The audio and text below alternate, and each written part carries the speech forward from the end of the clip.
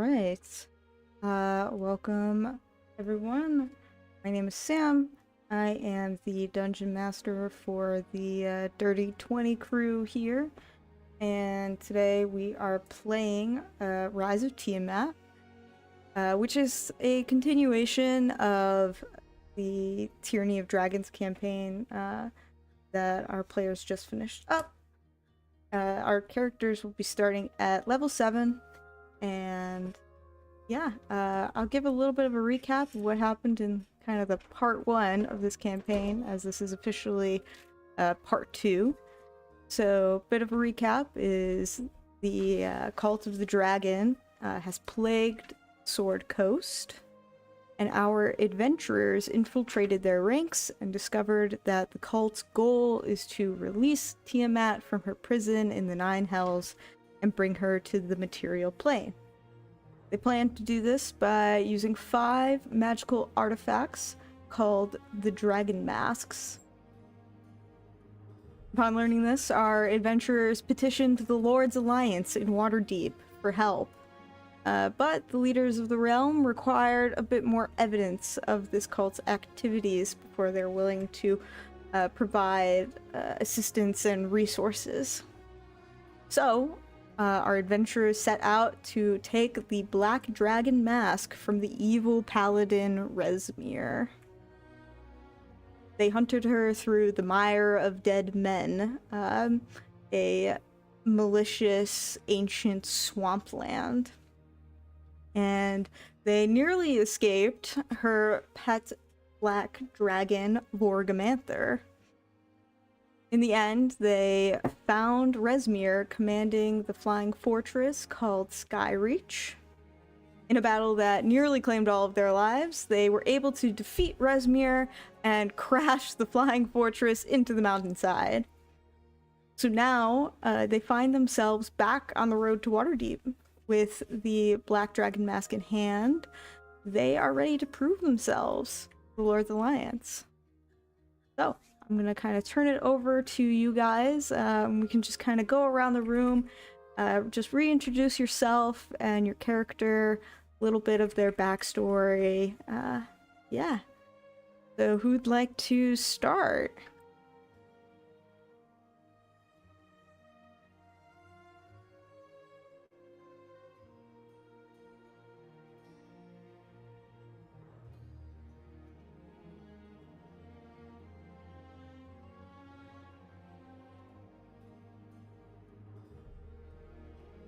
We need like a hand up thing for this. I know, right?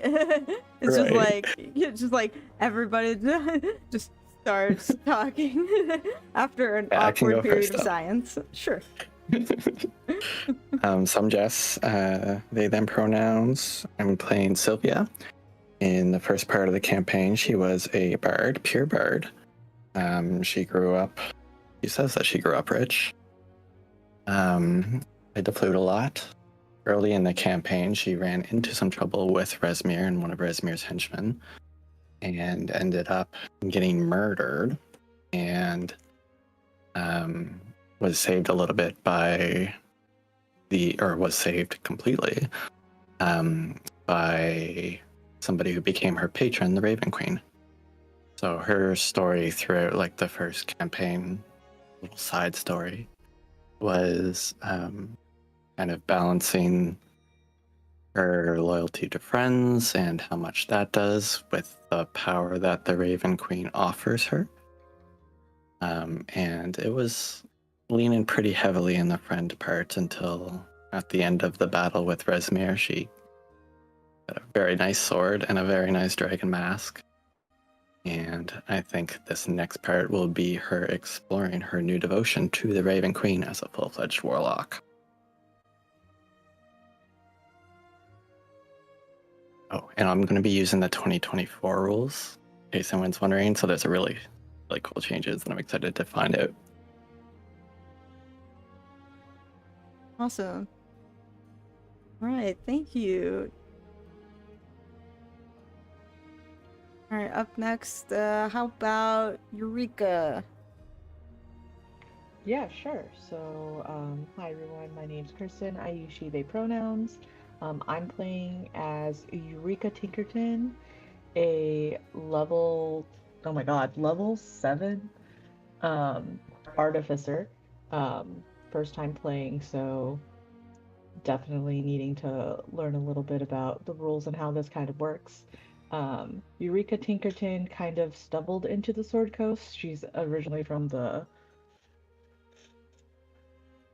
Feywild, and Feywild, and she stumbled into the Sword Coast, and instead of trying to figure out how to get back to her friends and family, she just decided to stay in the Sword Coast because she thought it was much more interesting. So she has been collecting. Um, um, she's just been around collecting information, data, kind of comprising all of it into this book, essentially a giant encyclopedia about the Sword Coast. So she's extremely knowledgeable. She is definitely the sort of person that is asking questions first and then shooting later. Um, yeah, so she's hanging out with this group mostly because of her very close friendship with Sylvia. Um, is it more? Who knows? But she definitely has a very specific allegiance to Sylvia, but has grown to really um, care for the other people in the group, and also has some history with Cup and Joe, um, other people within the party. So yeah, that's Eureka. Yeah, and I will add, I know that in kind of part 1 of this campaign, you stole a very interesting artifact from the Horde of the Black Dragon and fashioned it into a hairpin. So that will be interesting to explore. You did find out it was cursed, so we will see what unfolds with that item of yours. Alright, up next, Kyrell. Hi everyone, my name is M. Pronouns are she, they, and my character is Kyrell. So Kyrell, as we all know and love, was hiding their identity. Not well, but was hiding it, and it was found out that Kyrell is an elven prince, and made a device, a plain key that the big bad wanted. And they got it after infiltrating the castle, Kyrell's castle, that they grew up in. And Kyrell is greatly affected by this, by the accident, because people that Kyrell cared about got caught in the mix. And with that, Kyrell just went on this journey to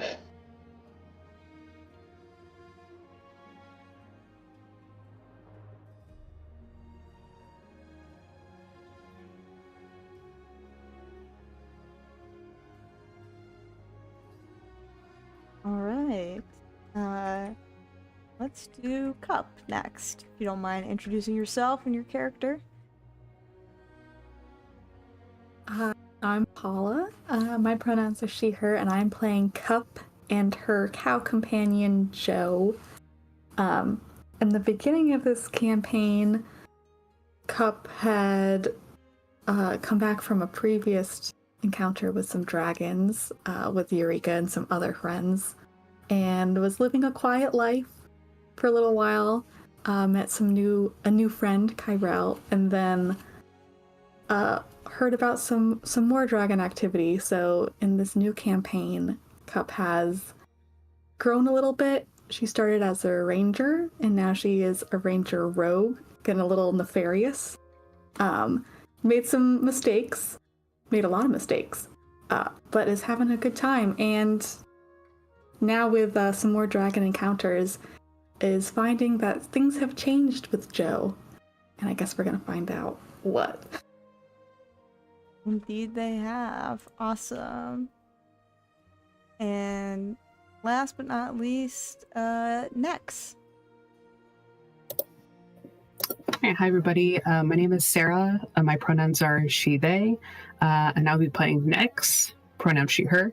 I think. I don't really remember. I am a sort of wizard school dropout with 2 levels of wizard and the rest of druid. I will be sticking with the old rules because I absolutely refuse to give up my portents as a 2nd level wizard. I think, Nyx, having started off the campaign in a little bit of the like sophomore slump, lost in my 20s, still living with my parents situation, I think has sort of like started finding her confidence through all of this and meeting all of these like amazing people that she's adventuring with, and having helped her brother who had been captured by the cult, and then also sort of losing Eunice when she retired, who was maybe a little bit of like her crutch in the group. I think has sort of been like learning to stand on her own 2 feet and trust her own abilities. All right, and that is the Dirty 20 crew for everyone. So we'll get right into the start of the campaign. You guys find yourselves on the road to Waterdeep. You have just returned from your encounter with Resmir and crashing the castle. You have a couple of artifacts, specifically the Black Dragon Mask, which the Lord's Alliance requested of you. And you're about 3 days out from Waterdeep, so we'll do some like little travel encounters, a little hex crawl, if you will. So I would like to ask somebody to please roll a d6 for me as you kind of move your way south toward Waterdeep.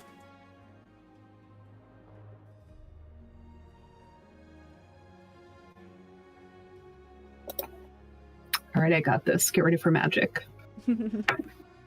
It's a 1. Okay. So, as you're kind of walking, this road to Waterdeep, you come across a wide river that is, like you're able to cross it over a large stone bridge. However, blocking the entrance to the bridge are 2 like massive cyclops. They have they're giant creatures, and they have 1 singular eye, and they block your path. They kind of see you approach from a distance, and you see the 2 of them seem to play a game of like rock, paper, scissors, and the 1 cyclops that wins ends up walking over to a massive boulder and just throws it across the bridge. And as your party approaches, one of the cyclops regards you and goes, you see, we're having a bit of a contest, and you can't pass until you beat us.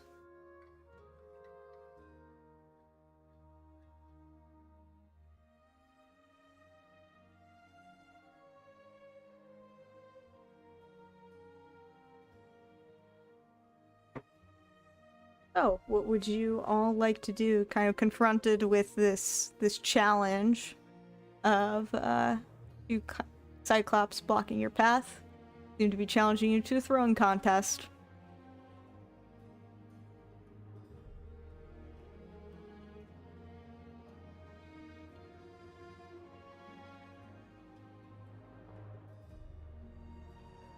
Sylvia will step forward. So what is this contest? Well, in order for us to allow you to cross the bridge, you have to throw a boulder farther than me. And he kind of points to this massive boulder that he threw about like 120 feet away. And you see, like, kind of next to the bridge, there are like a couple other large boulders. They're huge. They're like hundreds of pounds.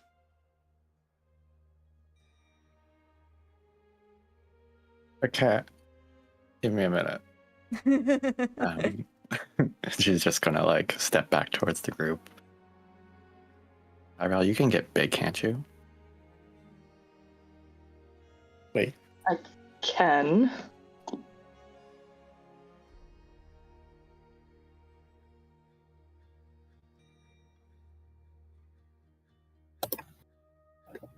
Just for the sake of knowing what abilities I have access to, would we have taken a long or short rest after the last encounter? Oh, yeah, certainly. You Okay. guys can have a long rest.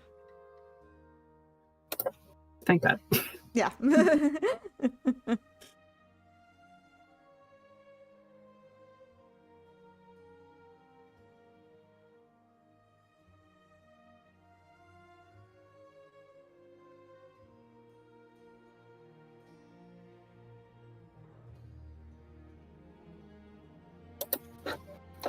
I don't think any of my wild shapes have the power to match a Cyclops, but Sylvia, you have magic that kind of can enhance someone's abilities, right? Like, I don't know if that would be able to like kind of give someone steroids.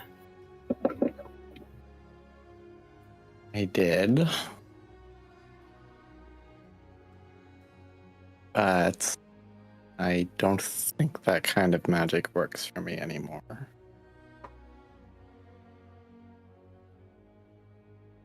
But I do have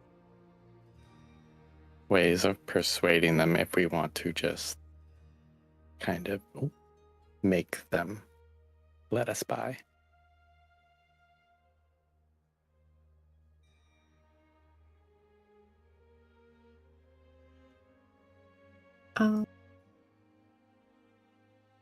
Would know like the average intelligence of a Cyclops offhand?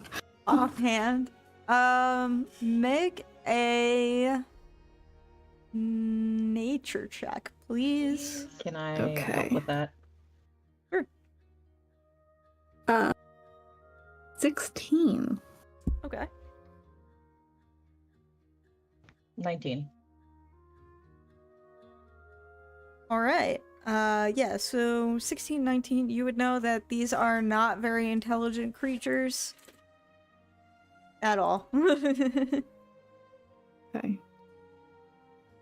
Cup's gonna turn to the group and kind of like whisper, be like, could we distract them with something else if we can't throw a boulder? Because can't throw a boulder.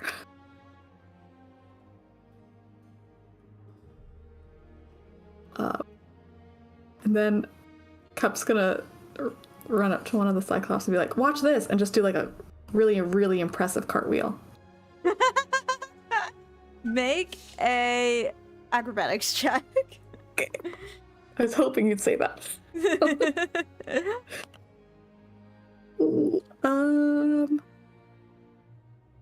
15. Okay. Pretty good cartwheel. They watch you do a cartwheel. Now what? And I'd be like, how is that? But do you think that's good enough to get us across the bridge?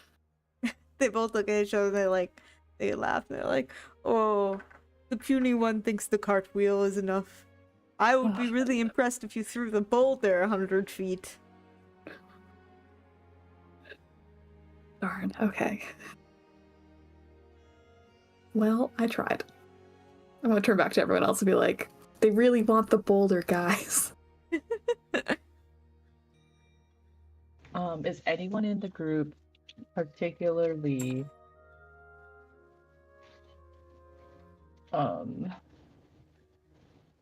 shoot. Hold on. Give me a second. I thought I had an infusion. Give me 1 second.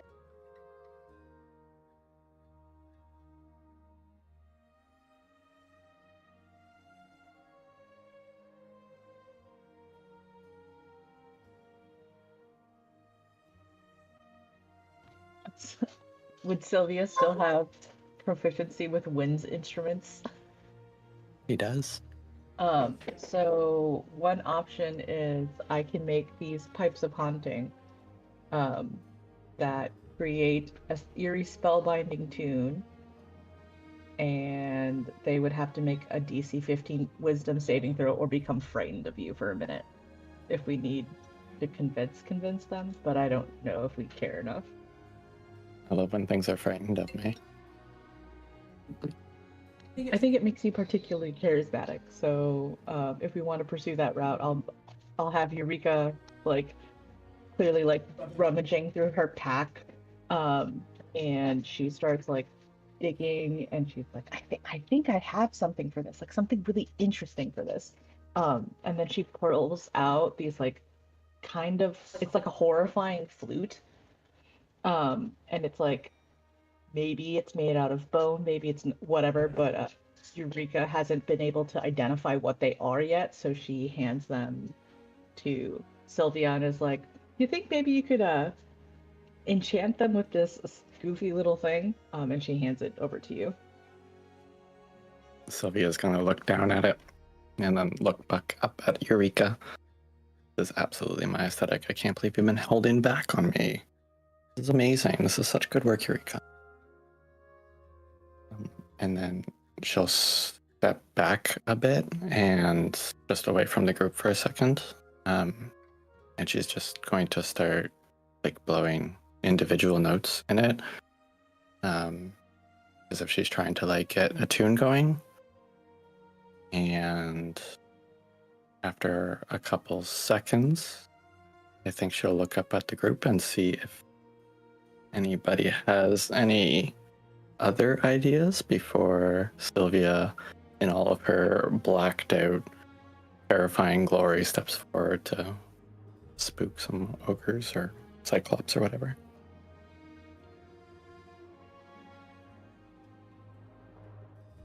I mean, I can try to go big again, but we can try Sylvia's way as well. Do you think that you'd be able to throw a boulder further than the cyclops?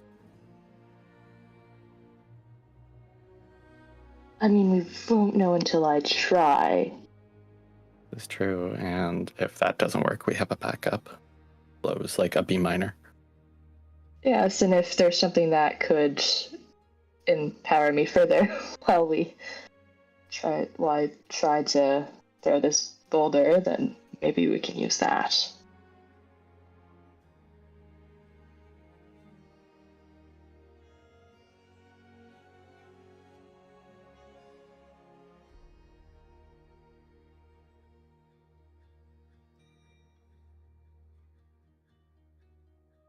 Alright, so Kyrell, do you like cast enlarge on yourself to beef up your muscles a bit?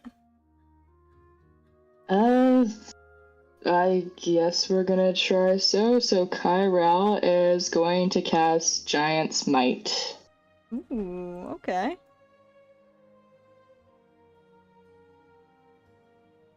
So Kyrell becomes large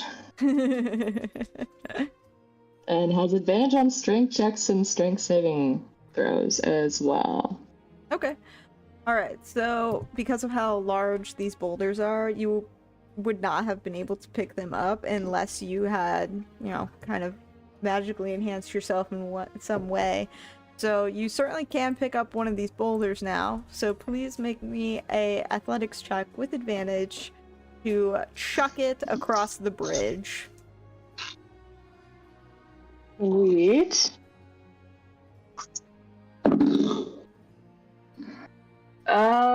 That would be a 22. Alright, yeah, you fucking huck this boulder across the bridge, and it like just ever so slightly passes the original boulder. And the Cyclops just kind of like turns and looks at you, and then looks at the other Cyclops, and like starts taking out like a couple of like copper pieces and hands it over to the one. You may pass. Good job, Kyrell. Kyrell takes a bow ever so slightly. Thank you. I'll be here all week. Well, I'd like to cross the bridge, though. Can you come with us? Absolutely. Let's head on over. Alright. And you guys kind of make your way across the bridge. The rest of the day is pretty uneventful before you all bed down for the evening. So, you know, move into the next square. Made a little bit of progress toward Waterdeep. I would like to ask for another d6 roll, please.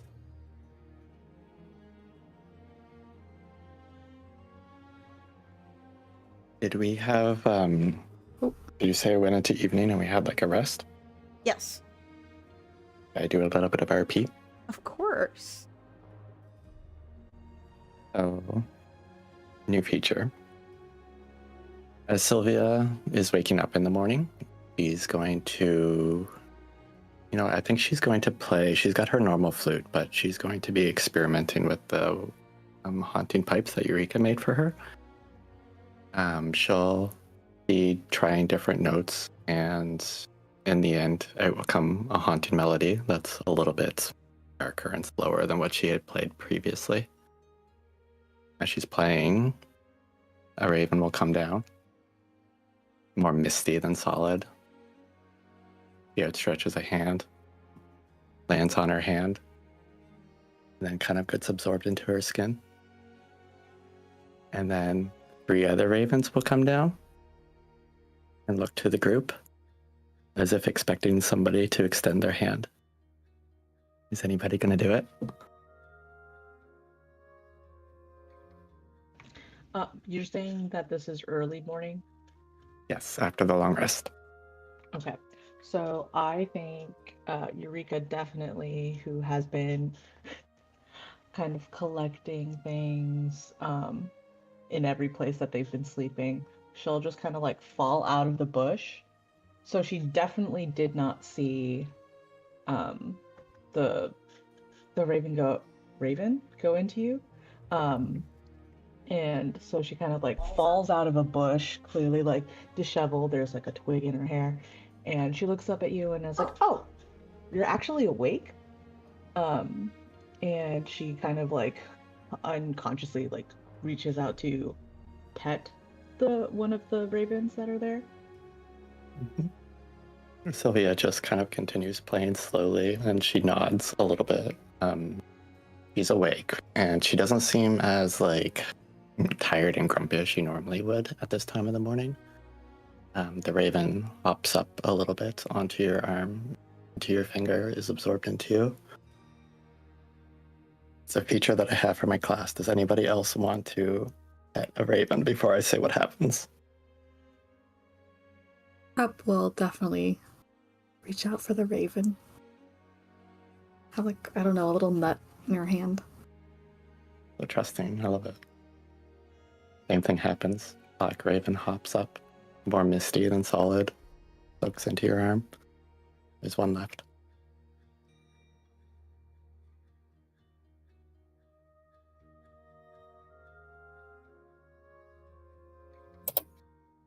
I think Nex, if she's awake, not being a morning person, might think that she is like watching this whole display, has like stumbled into another one of her sort of like weird semi-lucid dreams. So we'll sort of foggy-eyed also reach out a hand. The same things happens. The raven hops over, flaps its wings once, and then goes into your arm. The 3 of you get inspiration. It's a feat from the musician feature. As I finish a short or long rest, I can play a song on a musical instrument with proficiency and give heroic inspiration to up to 3 allies who hear the song. That is super dope. I like that a lot. So yeah, Cool. 3 inspirations. Oh, that's amazing. Thank you. I also now, sorry, I'm trying to remember to use more of the things that I have. So thank you so much, Sylvia, for reminding us that there are things that we can't do. So after that weird phenomenon, Eureka's gonna like look at Sylvia with like a puzzling look, somewhat disappointed that she wasn't actually able to pet the raven at all. But she's kind of committing it to memory to be like, how do you draw that? Like, how would you manifest that? And she was like trying to figure out like an encyclopedia-esque way to describe what she witnessed. And so she's kind of like, once again, start stumbling through her little rubbish sack to start making more little bits of tea for everybody. And so let's do... I'm gonna have 3 little tea bags that are ready for anybody whenever they need them, where 3 creatures for 3 different creatures, and you can gain a temporary 3 hit points. So, which 3 of the people that are slowly waking up would like a fresh, I guess, tea bag? I think Kyrell just kind of stumbles over. Like, you can see that looks kind of disheveled there too, and is a little bit with bags underneath their eyes as well. And it's like, I could probably use a tea about now. And so Eureka's gonna chuck it across. Hopefully it wakes you up. Oh, thank you.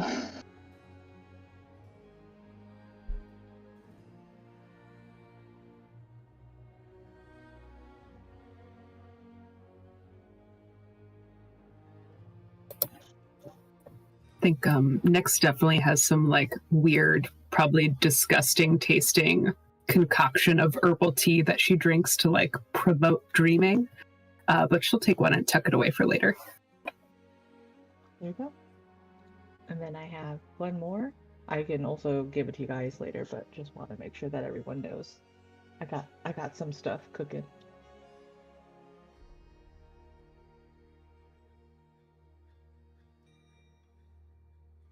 I think while we're having this downtime, Cup, because Joe in the last battle was injured and then got sent into like a in-between place, is gonna go out into the woods, I guess if we're in the woods, and like focus really hard and like bring out a little cow whistle and like whistle for Joe. They're like, Joe, it's okay, we're safe now, you can come back. And is going to summon Josephine. All right. Yeah, so you summon your ranger animal companion, Josephine. And I believe you picked the Drake Warden subclass, correct? I did change my subclass. Yeah, so as kind of like a result of like the changes that you've undergone as Cup and the pretty like gnarly battle with Resmir where Joe fell, there's a pretty pregnant pause before Josephine manifests before you. And she does look a little bit different than the previous dairy cow companion that you had. Would you like to describe her? Sure. So I think as Cup calls out for Joe, kind of just peeking around a branch on a tree and flying down, is this little cow dragon. It's like small and white and fuzzy. It still has the cow, like the milk cow spots, and has a little pink cow snoot, but it also has the wings of a dragon, a little tail, and the horns that were curled up on Joe's head have kind of elongated into like a dragon kind of horns, and a little bit of a smoke curls out from her cow nose. And she's small, so she's not a medium-sized cow anymore. She's just a little cow. But Cup's just gonna look at her for a second and be like, well, you glowed up and I love it. And it's just gonna like pick up Joe, because she could pick up Joe now and hold her and be like, your new appearance deserves a better name, and we're gonna Josephine, although I'm still Joe. I love that.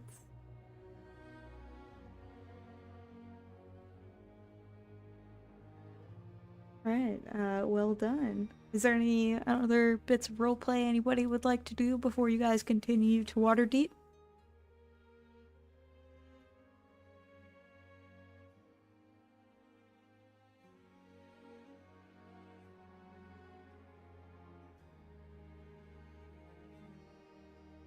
Alright. And with that, I'll ask for another D6 roll, please, as you guys journey southward.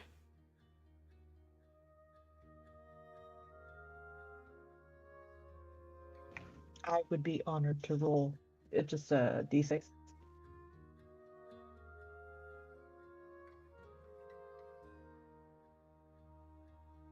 And that's a 3. All right. So,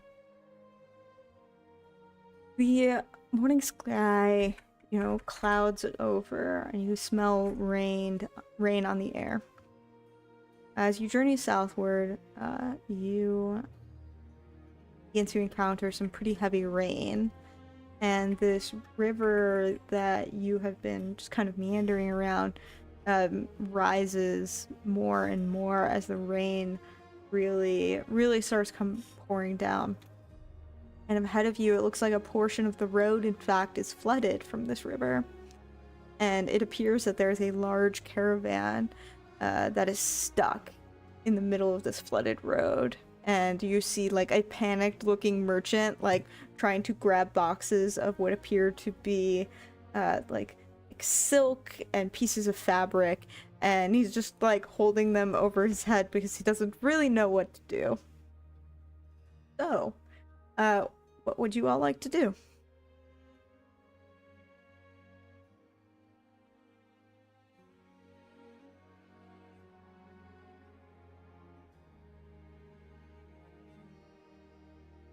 I think Eureka would, I guess, like, start collecting all of the fabrics that are just kind of like floating around, and like is like touching them in such like a sensational way, like trying to like understand and can like clearly feel that the garments are like, I'm assuming, are expensive. Yeah, you kind of pick one up, and even though it's soaking wet from, being in the flooded river at this point, or I guess the flooded road, it's fine silk. Okay, so Eureka's gonna be like waiting around the water trying to collect them like in her arms so that she can head on over back to the merchant and figure out where he sourced them from. Yeah, you kind of wade into the river, and this merchant is like holding a bunch of boxes, and he's like, I'm a little busy right now.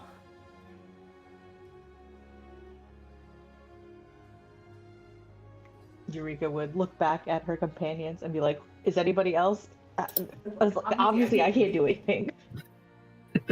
I have a really stupid combo that I can do. So I'm gonna be like, 1 second, and I will cast Tensor's Floating Disc, which creates a circular plane of force 3 feet in diameter that basically follows within 20 feet of me as I move.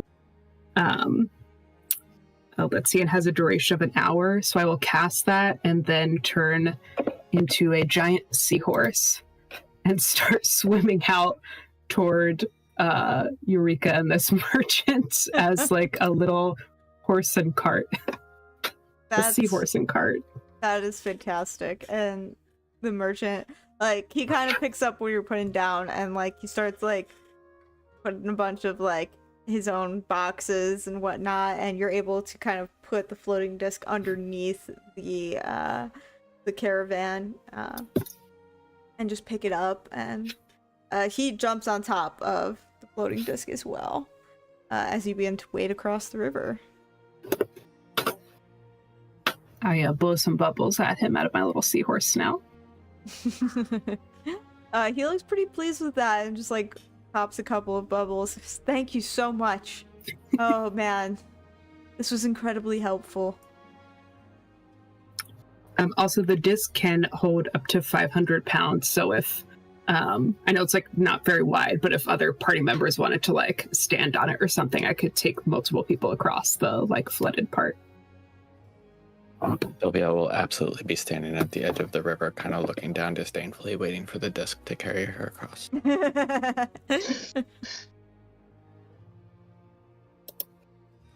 I do almost, I don't get her wet, but I playfully splash Sylvia a little bit as I come up. What are you doing? And then Eureka definitely makes a pointed look at Sylvia, like, Nex is obviously a seahorse right now. She can't respond to you. You're so smart. That's such a good point. Using my telepathy feat, I just say in Sylvia's head, have you ever heard the fable of the frog and the scorpion? No. Have you ever heard the fable of the Raven Queen? And she's gonna start flying because she can cast fly now.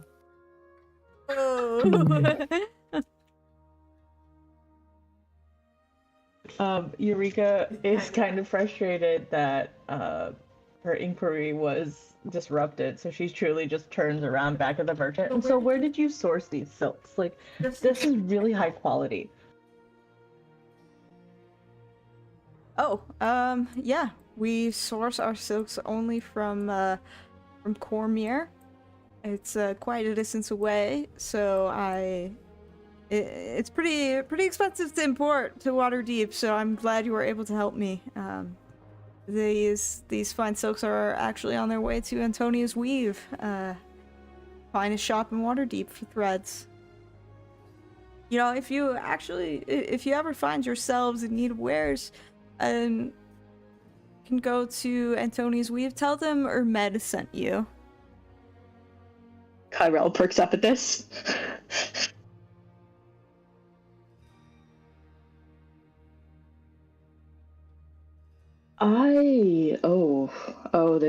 This is dangerous.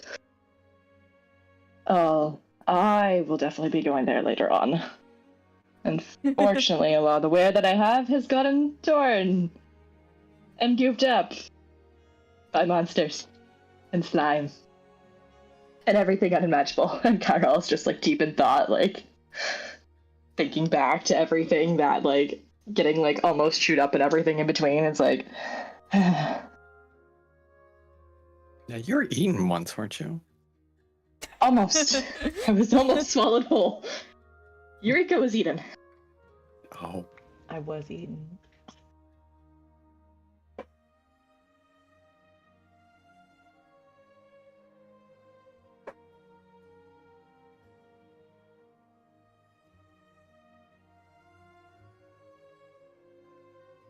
So, assumingly, wanting to clarify in this moment, are we taking the seahorse and carriage across the river as well with this guy? Are we doing like that weird math problem where you have to find a certain number of people to cross, but they can't be together because they'll kill each other? That's what this feels like in this moment.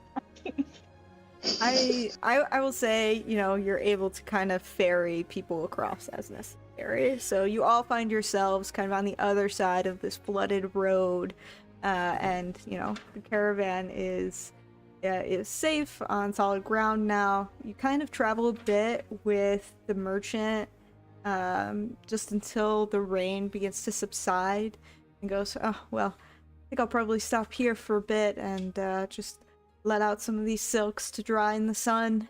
Thank you so much again. And you're heading to Waterdeep. Antonia's Weave is the place to go. Can I do like an insight check to see if it's like actually his place and he's just like walking advertisements? Sure, you can make an insight check. Okay. Ooh, wow. Of course I rolled good on that. 19. 19. You gather that he is just a merchant. He's more in charge Not secretly of, like... the owner. No, he is not secretly the owner. But Sylvia, because you are from Waterdeep, you would know this. Antonia's Weave is the finest clothing shop in town and is accessible only by invitation. So I think that the whole time she's been kind of like quiet and just like side-eyeing the materials, and maybe just like scoping out what else is in the cart, looking for black, and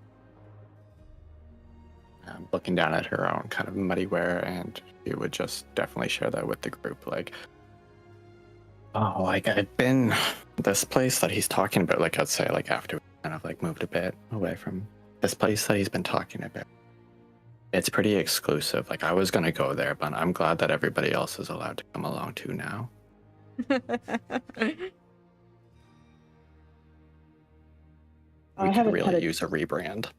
I haven't had a chance to do much shopping on the road, and usually we had tailors making our clothes, and I miss those days. Me too. Should we talk about party colors? Is your suggestion for it to just be black? A little bit purple. Okay, I like that. Black might clash a little bit with me and my hair. So Sylvia like steps back a little bit. Can I do? What kind of role would it be to do a color analysis on Kyrell? A insight, I guess. You kind of trying to assess something about Kyrell's character. There we go, 18. Sure. Oh god, I don't know where to go with this though. Like, I don't know either.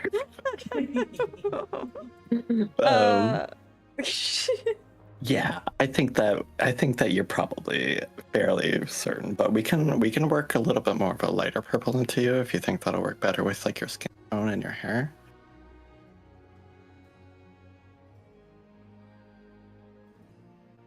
Did you have another idea? What colors generally work for you, Kyrell? White, probably.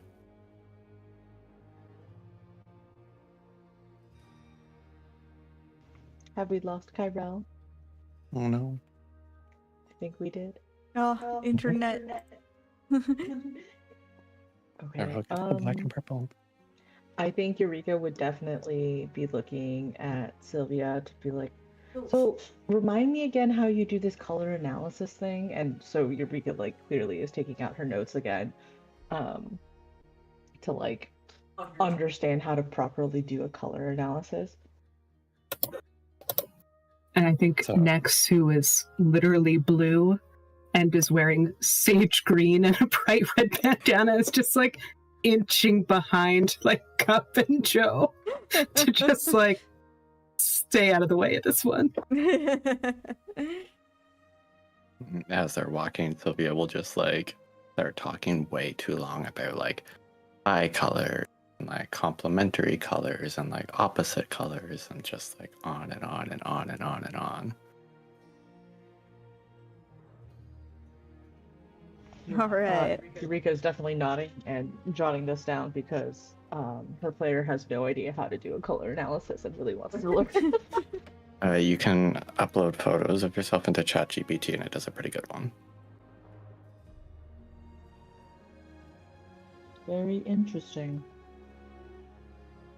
All right, and before you know it, nightfall has approached, and you are one step closer to Waterdeep.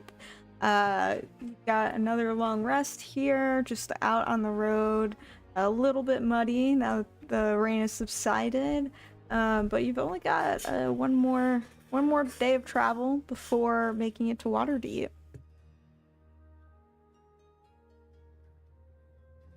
Ooh, wait, before we get, I guess, in the morning when we wake up, can I reasonably assume, like, we eat breakfast together? Is that a fair assumption? Yeah, of course. Okay, so I guess as we're having breakfast together, Eureka's gonna, once again, she's like rooting around this bag, and everyone's like very confused because they don't remember this bag, but there definitely always was a bag because where else is Eureka putting all of her notes? And so as she's like rifling through the bag, she remembers that she does have the little wooden mouse that they got from the toy store that she named Gizmo. And she's like looking at the group trying to decide like how awake they are or are feeling. and has mostly determined that they're awake enough. And Eureka kind of is holding Gizmo. It's like, guys, look, we've been working on this. We've been working on this for a couple weeks, and so she is like, she just has him in her hand, and she like gives him a little like tickle on his chin, and then gestures for him to run up to somebody who would like to hold Gizmo while he's showing off his little trick.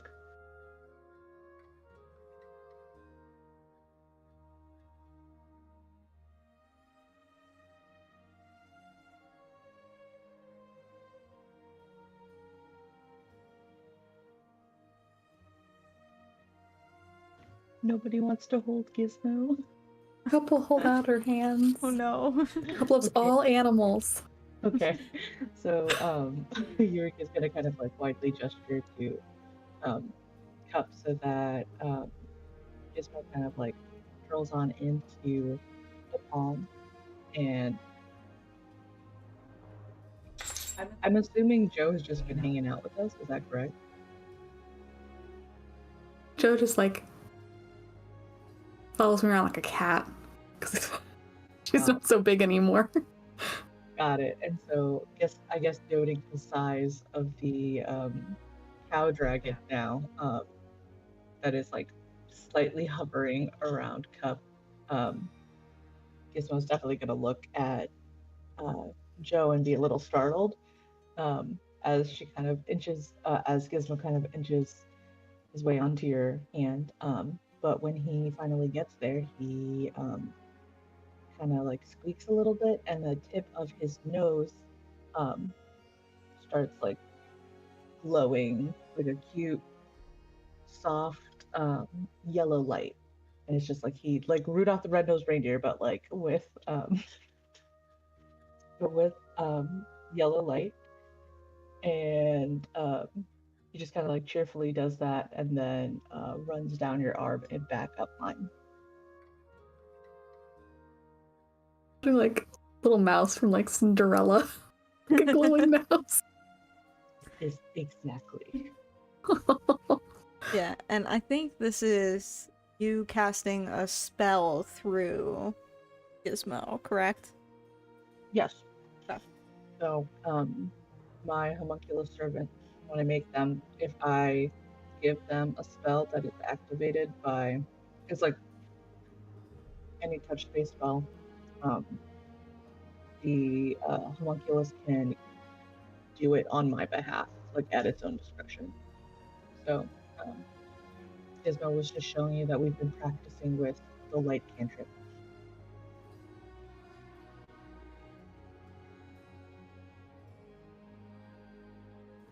I want to make Joe's nose glow. Joe's nose glow. We can work on it. I'll figure out something.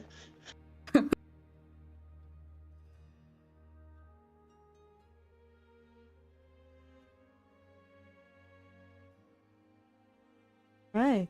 And if there's nothing else roleplay wise, can I get one more roll of the D6 for your travel encounter?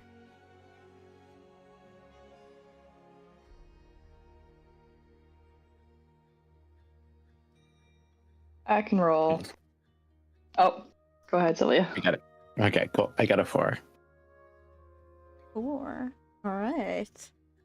So, your day continues without anything particularly of note occurring, and you find yourselves setting down for another evening on the road just outside of Waterdeep.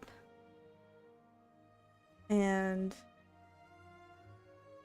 yeah, as you guys kind of settle in, is there any roleplay you guys would like to do just like on the road or anything like that before evening hits?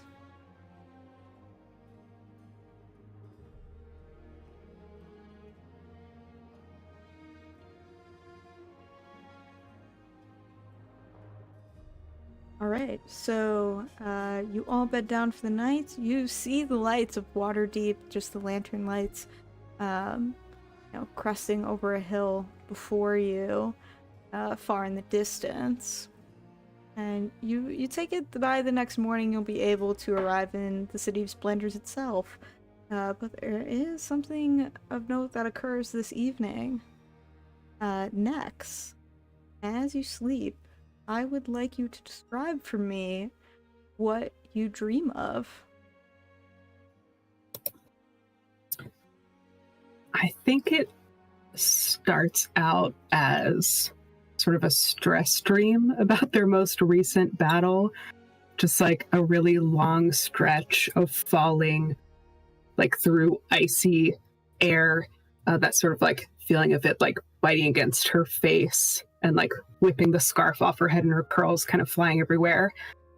And then sort of like landing kind of like safely but in an unknown place in probably a like dark but kind of like mystical fey like forest. Yeah, so yeah, you almost wake up from this falling sensation, but then you suddenly feel this like soft grass underneath you. And you look around and this place is gorgeous. It is, the largest, most fragrant flowers you have ever seen. You have often dreamt of the Feywild. But it feels a little bit different now that you've kind of gotten your bearings here. You feel as almost you are being watched.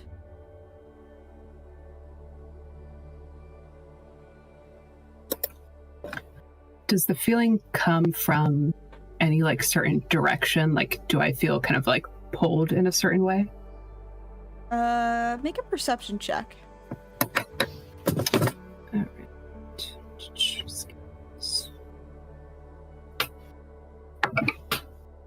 Oof. Oh, you know what? Sorry, really quick, I forgot to roll my portents for these days, so I'm gonna see if I get myself something better. Okay, that's gonna be a dirty 20. Awesome.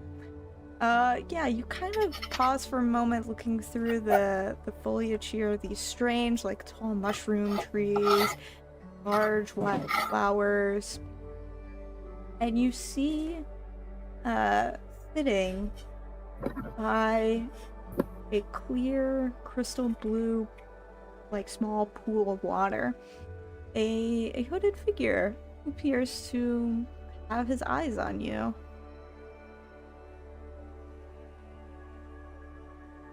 I'll sort of walk over and stand on the other side of the pool. And I think not say anything, but maybe just sort of like kneel down by the edge of the pool and like trail my hand through the water. And, kind of as you disturb the water, he looks at you and he says, I have been watching you since you gazed into my painting. I see you too are gifted in divination magic.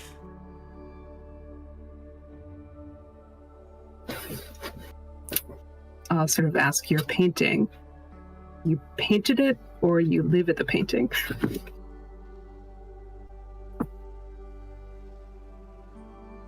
What an interesting question. He kind of ponders it for a moment. Not painted myself, but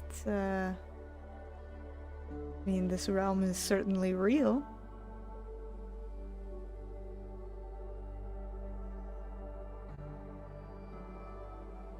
You see, Can I do a perception check on him, just sort of, or like, can I see much of his face? Of like what type of creature he is? Yeah, you can make a perception check. You are a little bit of a distance away from him because you are standing like with the pool dividing you two. Mm-hmm. Oh, yeah, that's a nat 1. Yeah, you're not really able to make out any features of this creature, and but his voice like comes clear across the pool to you, and you hear him very well. He says, my name is Dieterus. And I believe we share a common enemy.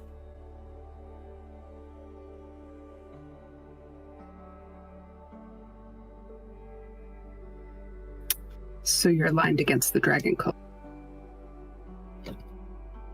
Indeed. You see, my former apprentice possesses the blue dragon mask, and I wish for it to be returned to me.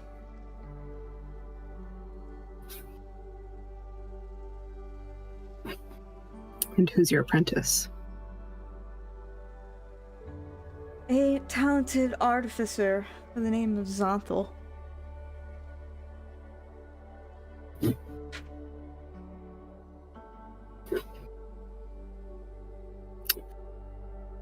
Would I know if I'm trying to remember the sort of like mechanical man that we had seen briefly?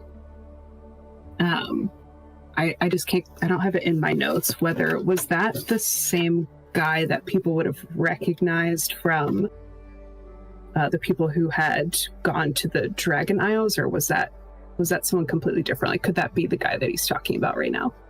Yeah, so the kind of mechanical, almost like cyborg warlock that you all met, he is the leader of the Cult of the Dragon. His name is Brastos. Okay.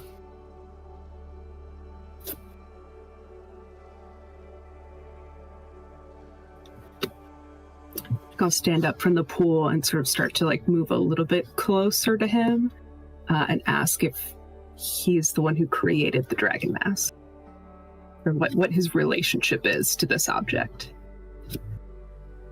Well, I did not create the dragon mask, but I was there when Karsus made them. I warned him that it would be the end of our cities, but he did not heed my warnings, and now they're here, causing havoc on the material plane.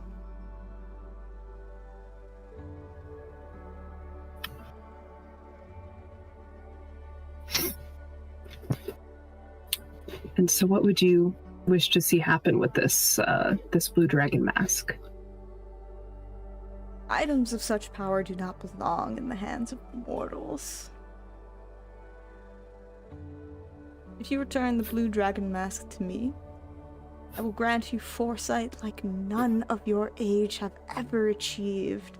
And as he says this, the wool that is separating you two, that you've just been kind of slowly encircling, like the surface becomes very reflective and, you know, still almost like glass, and the edges glow like a bright white coloration.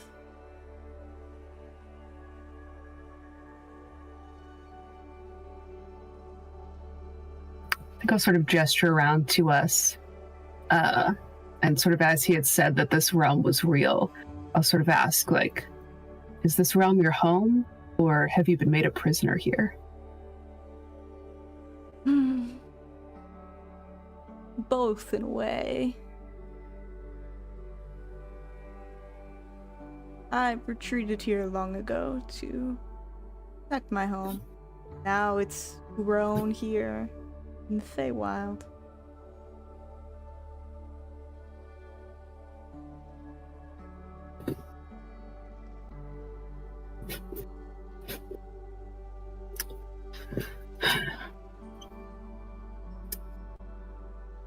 I think I'll say, like,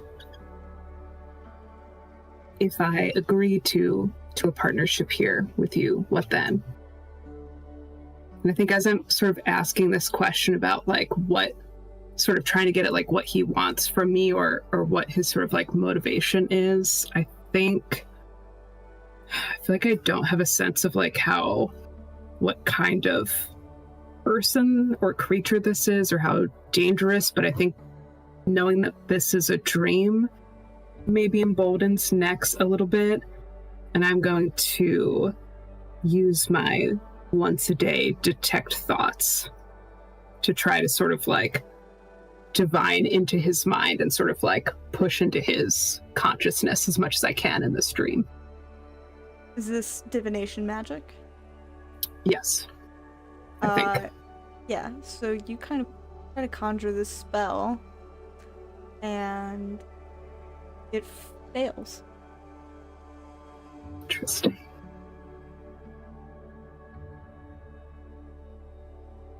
And as it does,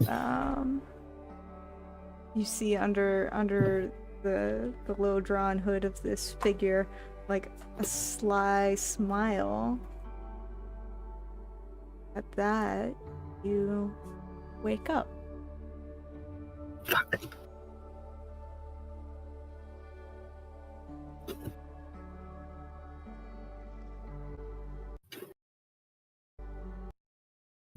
Can I like make an insight check as I'm waking up? Just about like that, I don't even know, that reaction, was it like, I don't know, I just feel like I have like no read on this, and I guess I'm struggling to know like whether or not Nex would trust this more or less because it's a dream. I don't know if that's like even something you as a DM could tell me with an insight check, but I will say, yeah, make an insight check. okay. What do I do insight? That is a 14. Okay. Say with a 14, you would really have to trust your gut on this. This character didn't seem to give you a lot to work with, other than a little bit about himself and what he wants and the power that he is promising.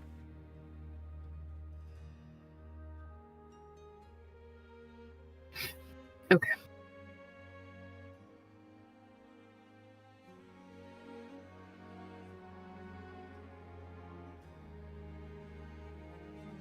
All right. So, with that, the rest of you rouse from your slumber. Only of you, like a few short hours to Waterdeep. There'll be no more travel encounter rules as you enter the City of Splendors itself. Change up the music here.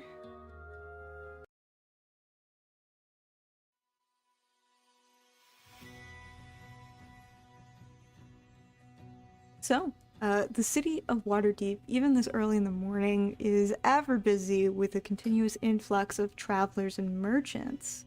The watchful order, clad in purple and gold, monitor those entering and exiting the gates of Waterdeep.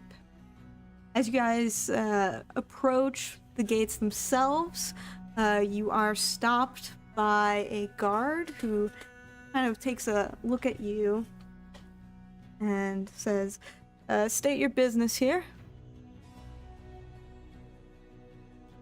Stopping and saving the world. He kind of looks puzzled for a minute and then pages through like a little logbook. And while he's doing that, another guard kind of rounds the corner. One who looks like, who carries the air of like having more station and being captain-like, wears a helmet with like a feathered plume, and carries a large spear. He clocks this interaction and approaches you all. Says, I see. You are the party that set out from Waterdeep on business with the Lord's Alliance, no? I'm glad you've heard of us. Yes. Lady Silverhand commanded that we deliver this to you upon your arrival, should you return to Waterdeep. And he hands you a scroll. You unfurl it, and written in fine script is an invitation to the Lord's Alliance. It is a summons for a summons to the palace. And it says, it's basically like summoning you to the palace. This scroll will serve as your entry through the gates. Please be prepared to meet with the leaders of the realm.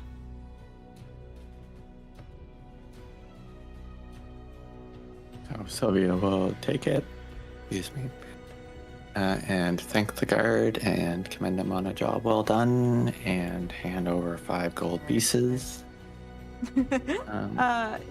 He takes it and he says, I recommend you all find some lodging and perhaps some suitable wares for the palace. Thank you for the recommendation. I think that's on our list. And she'll turn back to the party as she kind of walks forward. So do we want to get our lodging set up first or shopping first? Probably lodging or shopping. What do you guys think? I desperately want to shower, so I agree. Both. Just both.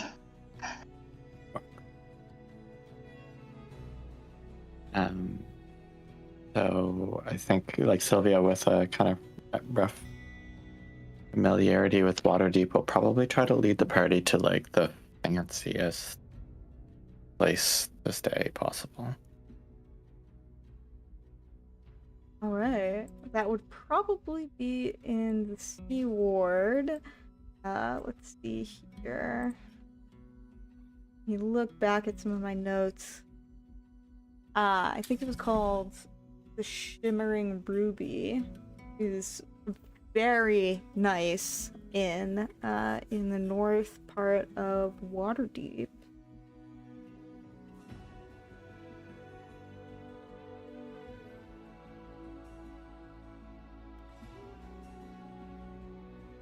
The lodging here probably goes for about like it's a very nice place, so probably at least 1 gold per day per person. Try to just establish credit with the hotel. One of the bellhops recognizes you, but it doesn't seem that the person manning, the check-ins does. She'll glance at the bellhop and try to get the person managing the check-ins to be a little bit more reasonable and understand that they're just new and they don't understand things yet. VIP. Make a persuasion check. T5. Yeah. The person at the desk goes, I'm so sorry. I see that you have stayed here with us previously. Please accept these keys for your rooms, and I'll have one of the bellhops here bring up a bottle of champagne complimentary. Thank you very much. Right. And now, I will say you guys have some free time. You've secured some lodging at the Shimmering Ruby. You have a little bit of time before, I would say you probably have the rest of the day to just kind of have to yourselves in the city of Waterdeep before meeting with the Lord's Alliance the next day. Is there anything you guys would like to do while you're in the city? I definitely need new clothes if we are going to the palace again, and I wouldn't mind stopping to see about getting some armor as well. Shopping montage. I'm down for the shopping. Shopping and like if we could just like recap too, like what we want to talk about the Lord's Alliance, like what our plan is and everything that we want to say and stuff and figure out, because there's some stuff going on, right? Like there's like a spy and everything. Ooh.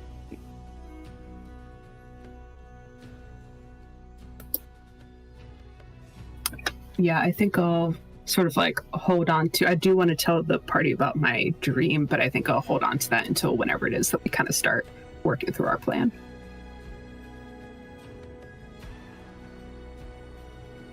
Sylvia will like probably just like chat as she leads everybody to the exclusive clothing store.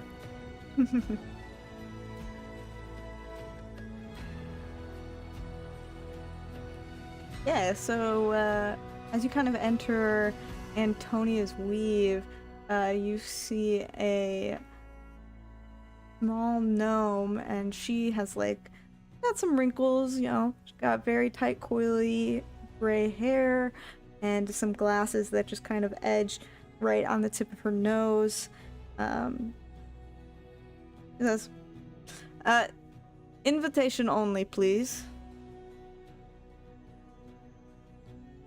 We're here by invitation of Ahmed, or whatever the name was. Oh, Ahmed! Oh, okay. Yeah, he's a good fellow. He brings me, you know, the finest silks from Cormyr. I'm expecting a delivery soon, but he is late a few days. I do hope he's all right. Had some trouble on the road, but I think he was shortly behind us. Ah, wonderful, because I could really use the raw materials for some new projects of mine. And, you know, this small gnome, she just kind of starts taking all of your measurements and whatnot. And you see, like, in the store, it's gorgeous. Like, there are, like, the finest robes and cloaks and dresses. There's anything from, like, elegant ball gowns to unique streetwear for Waterdeep. It truly is the city of splendors, and this is just kind of a reflection of what the aristocracy of Waterdeep would wear. So I will say, to just kind of abbreviate the shopping trip a little bit, we can just go around, and anything you want to imagine your character wearing, just like describe that for me.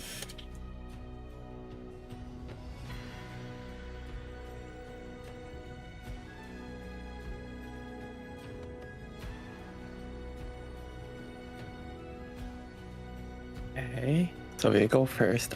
So she's got her eyes on a. She's done with armor. She's too good for that now. She's going straight. Straight, like, kind of not quite gowns, like tight at the front, at the top, a little bit billowy near the legs, enough room to like move around in. Form-fitting up top, and if they have any accessories, she's going silver jewelry. And then we'll do like a corset up top and like purple lacing throughout it. Just gonna get a few of those.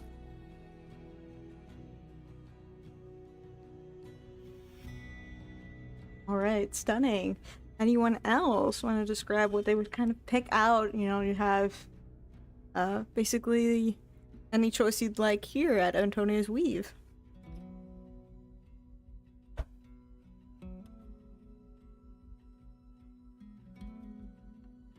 I think Eureka would kind of take to heart the color analysis that she and Sylvia kind of did. And so she's trying to envision, I don't know, what a dark winter is or whatever. And she's really like thinking about those palettes as she starts to look at her style, or I guess think about her style, because normally Eureka doesn't think about that, but she feels inspired after the conversation with Sylvia. So whatever you envision, a hot goth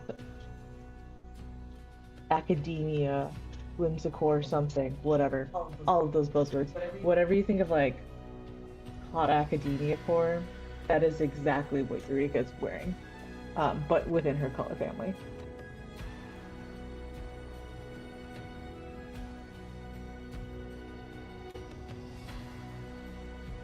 Awesome. Yeah, I think next. Oh, go on. Oh, sorry. Go on, go next. ahead. No, you're good. I was just gonna say, I think Nex sort of prizes utilitarianism a little bit over style, but will still this will still be like the fanciest thing she's ever purchased. But I think we'll go for sort of like quilted tunic length doublet, sort of brocaded to match the engraved breastplate that she wears over it, with sort of like slashed sleeves and a pattern that matches the passion vine tattoo that she has on her arm.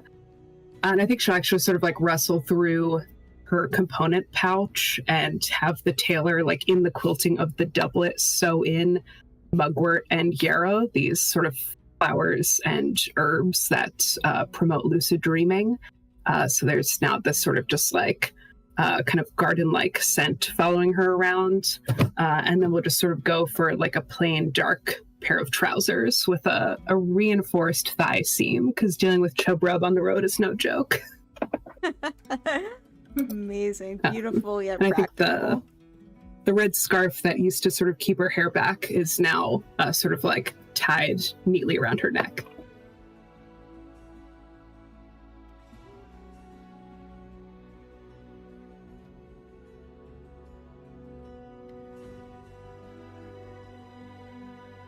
I think similar to Next, this will probably be the nicest thing that Cup owns.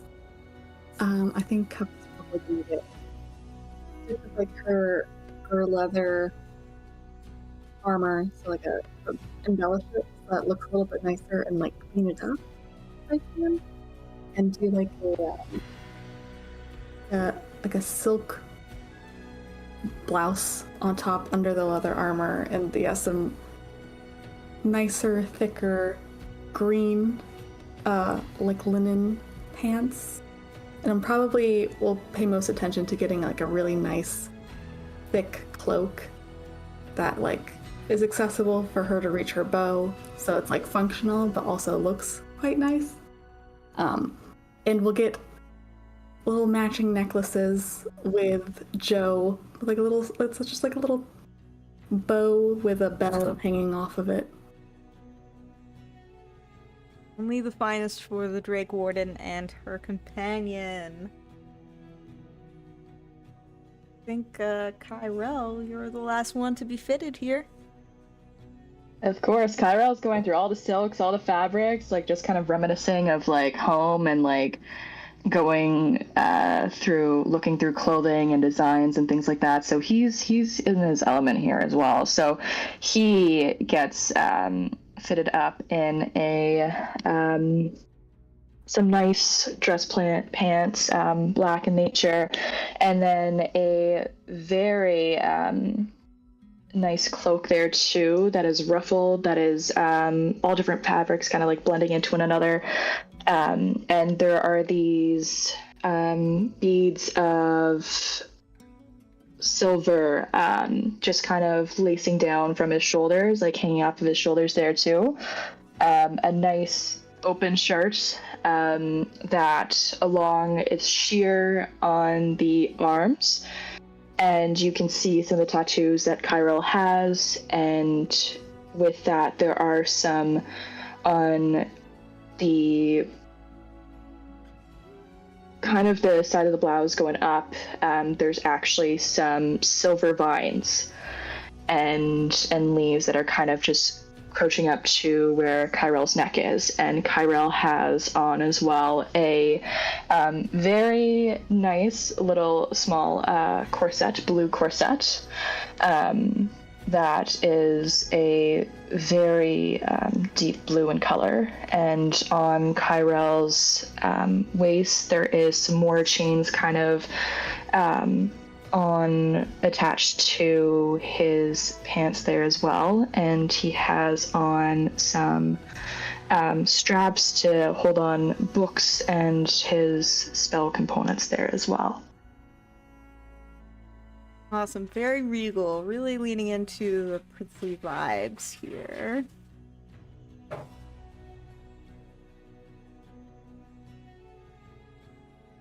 Alright, and with that, I'll say for each outfit, probably runs you about 40 gold each. Very expensive, but it is custom fine wear from the best bread shop in Waterdeep.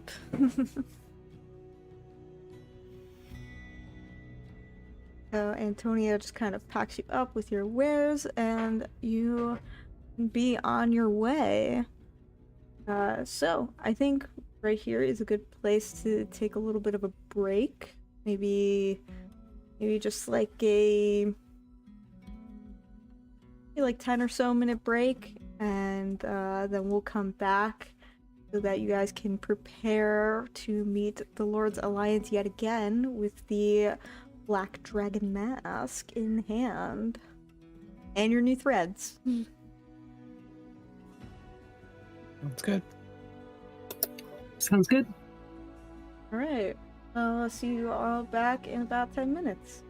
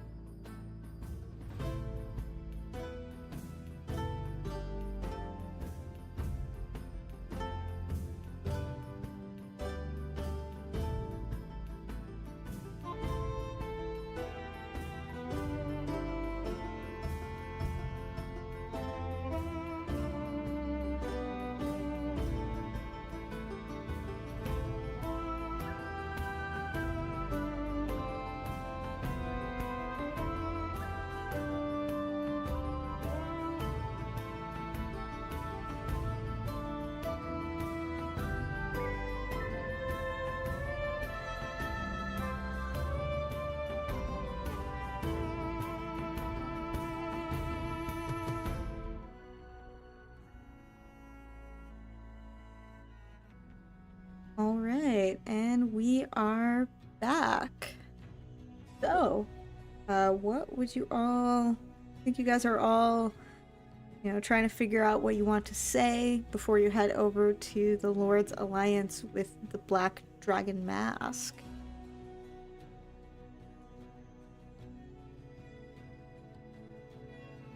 Oh, they don't actually want the mask, do they?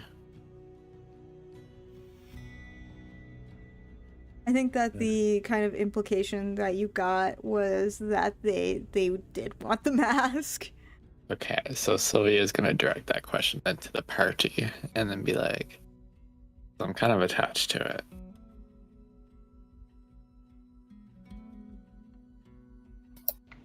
For a fun reason or a bad reason?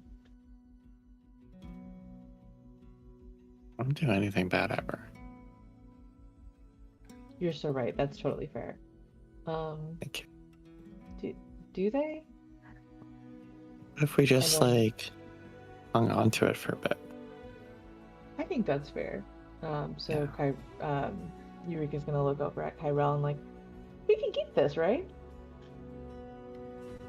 I mean, that's a tricky one right there. We can certainly try, but the Lord's Alliance, knowing them, chances are they might want to keep it for themselves, and if there's a spy in their midst as well, and we don't know who it is, then things can be trickier.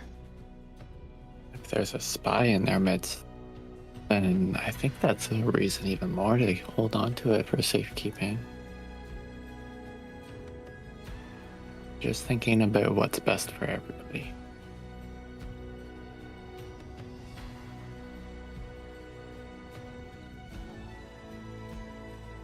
Well, you can certainly try to convince them, but it's not going to be easy. Do we have any thoughts on who this spy is?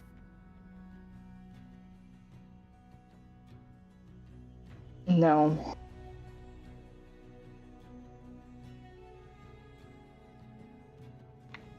Am I correct in remembering that when we were in that room with them, Cup got this distinct feeling of there's a dragon in their midst, and I'm trying to remember if Cup would have told us. Do you remember? Did.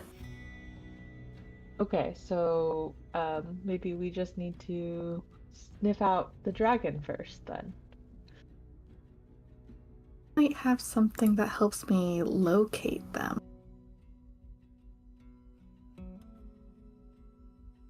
And I remember that the Marshal in particular wanted to root out corruption, so they might be an ally.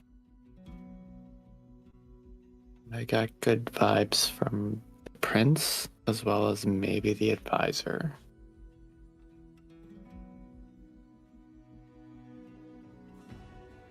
But Melendrock of Silver Moon really wanted us to find an object.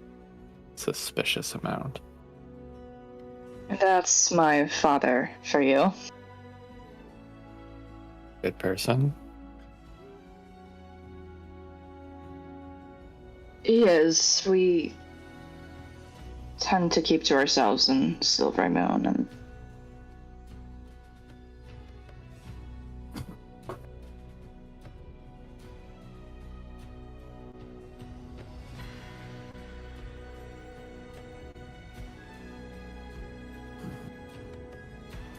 I think I have advantage on survival checks to track my favorite enemy, which would be a dragon.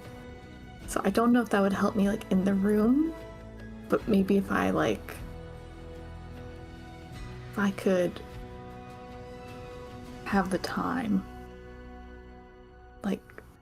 and maybe I could do something sneaky. I don't know. Oh. And also the sword that I got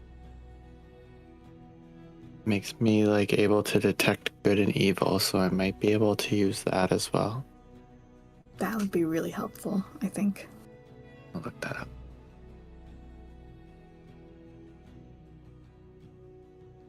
Does anyone else in our group know Thieves Can't for any reason? Nope. I know Druidic. I'll write you messages in Thieves Can't, you write me messages in Druidic, and we just can't read it. We just high five. I do have that.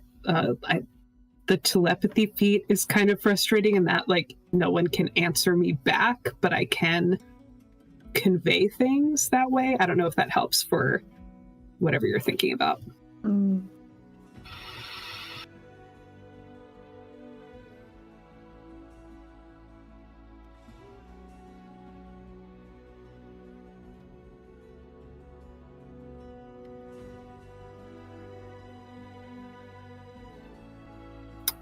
And I think Nex shares the same concerns of not wanting to turn the mask over to potentially corrupted group, but also knowing that we can't exactly, like, fight our way out of the Lord's Alliance and keep our reputations at minimum or ourselves intact.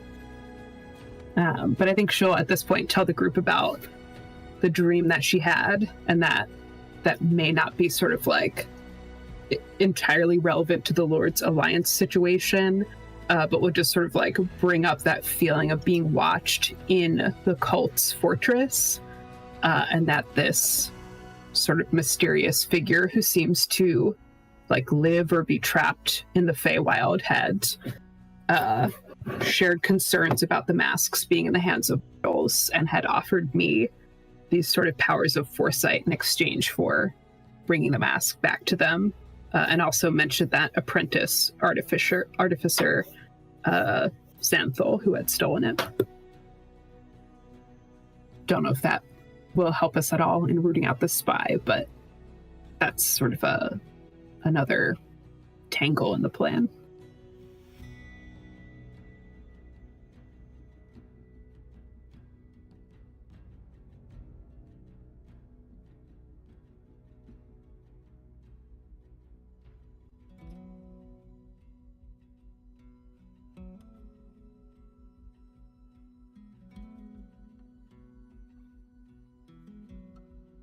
Kyrell, would you, since you know at least one member of the Lord's Alliance, would you want to do some of the talking?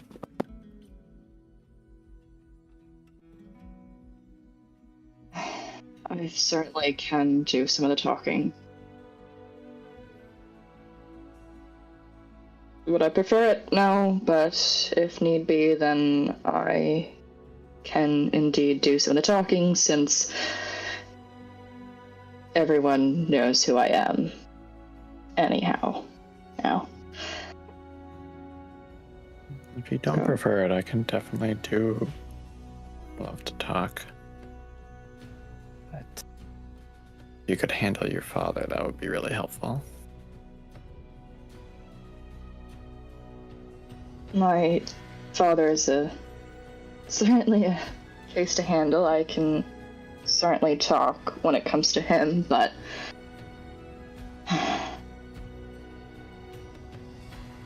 let's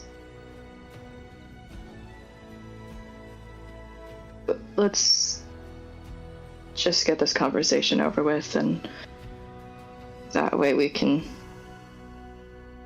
be on our way again. Good to me. Everybody looks fantastic. Right. Are you ready to meet once again with the Lord's Alliance?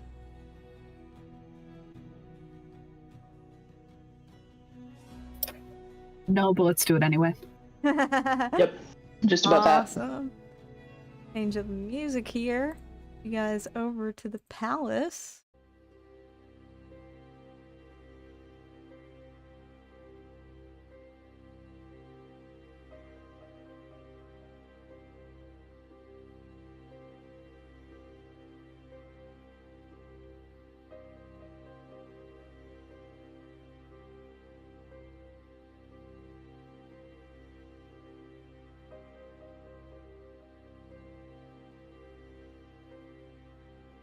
right, you approach the palace. You present your summons to the guards at the gates. They verify it as true and escort you into the main hall. You see that the members of the Lord's Alliance have gathered in this long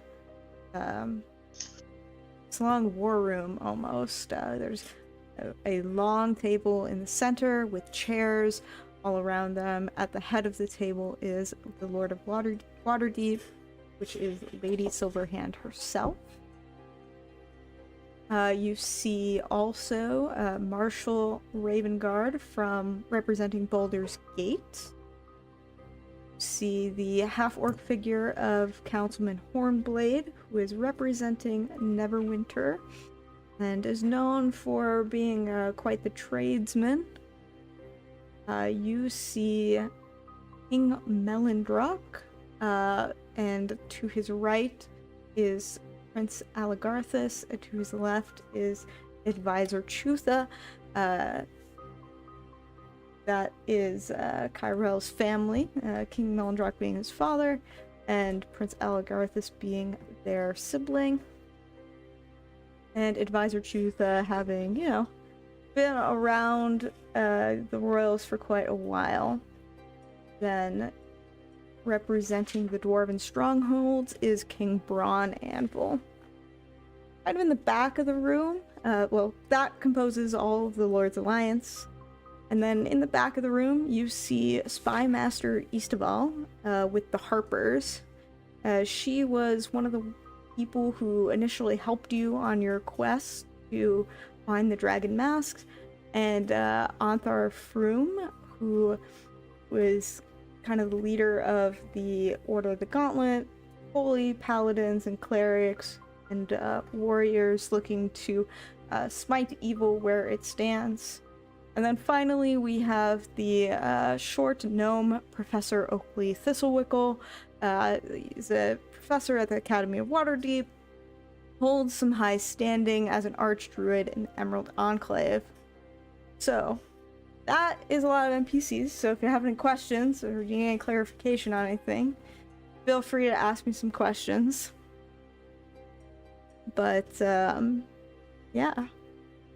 As you enter, Lady Silverhand, Lord of Waterdeep herself, stands and greets you. We have been expecting your return. Have you brought the evidence of the supposed cult of the dragons' existence and the severity of their threats? We have brought the evidence, and she's wearing it. And we have leads on further, similarly powerful relics. And then she's going to look directly at the Marshal and say that we believe it is best for us to hold on to it for safekeeping and for aid as we continue to pursue this cult. The Marshal looks at you curiously, but Lady Silverhand looks a little bit insulted. Goes, I believe that my mages would securely protect this artifact if it is as powerful as you say it is. I'm a bit confused on why you wouldn't trust us. At that, she'll look at the Spy Master in the back and try to encourage them to speak a little bit. Maybe just leave a bit of a pause.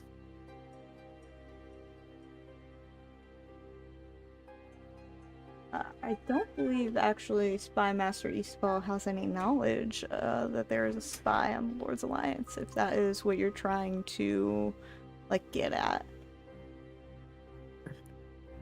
Okay. So she'll roll her eyes a little bit and look back at Lady Silverhand and say, okay, well, At this point, I believe the majority of this council can vouch for us, and we've proved our capability.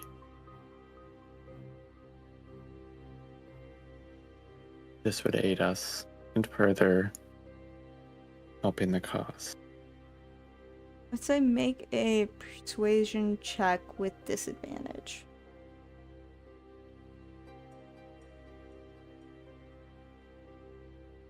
Your disadvantage will just roll twice. Not good. If I do inspiration, do I reroll both? Is that how that works? A good question. I think it would just make it a flat roll. Not sure how to adjudicate that. I guess you would, yeah. I would say re-roll both, but still take the lowest. I'm gonna use my inspiration. That first Okay. roll was a 10.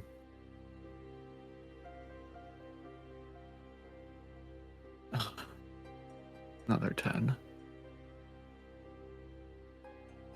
Okay. So 10. Alright. Lady Silverhand does not seem very convinced about leaving this artifact with you all. And you see, like, along the sides, she kind of waves her hand and some, like, guards approach, and there's, like, an elderly mage that approaches you, and flanked by 2 guards with spears, and just kind of is like, I assure you, we will keep the mask safely locked away here within the palace confines, under the watchful eye of all of the Lord's Alliance. I have detect good and evil up. Am I detecting any evil within 30 feet? Let me see that spell.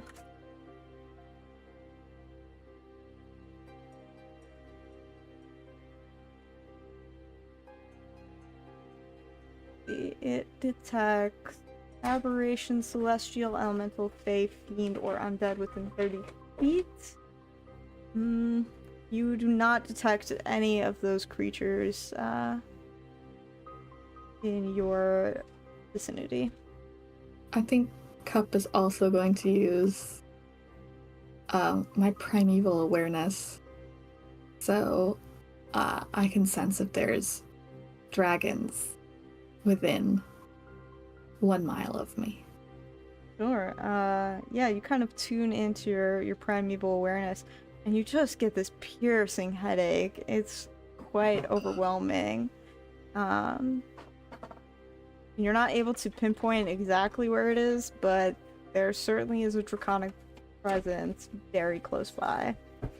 I'm gonna look over at Sylvia, make eye contact, and just like nod. Like subtly, but like, oh, it's here. So you see Sylvia take like half a step back, and behind the dragon mask, you see kind of like begging in her eyes, and she makes a gesture with her head towards Lady Silverhand.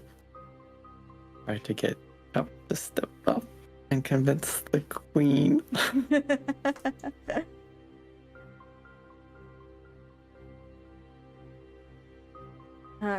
Yeah, I mean, you already rolled for it, so unfortunately Lady Silverhand is not very convinced by this gesture. I truly do not understand. If you insist on keeping the mask, I must have a reason. Why?